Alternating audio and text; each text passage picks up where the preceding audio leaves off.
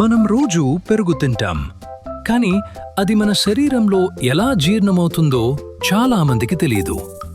పెరుగు నోట్లోకి వెళ్ళిన వెంటనే ఇది ఇప్పటికే ఫర్మెంటెడ్ ఫుడ్ కావటం వల్ల ఇతర ఆహారాల్లా కష్టంగా జీర్ణం కావాల్సిన అవసరం ఉండదు. కడుపులోకి చేరిన తర్వాత పెరుగు నెమ్మదిగా సెటిల్ అవుతుంది. అందులో ఉన్న హై క్వాలిటీ ప్రోటీన్ శరీరానికి సులభంగా జీర్ణమవుతుంది మరియు బలమివ్వటంలో ఉపయోగపడుతుంది. తర్వాత పెరుగులో ఉన్న మంచి బ్యాక్టీరియా పేగుల వరకు చేరి అక్కడ స్థిరపడతాయి. ఈ మంచి బ్యాక్టీరియా జీర్ణక్రియను సాఫీగా ఉంచుతుంది, గ్యాస్, ఉబ్బరం తగ్గిస్తుంది, ఆహారంలోని పోషకాలు శరీరం బాగా గ్రహించటానికి సహాయపడుతుంది.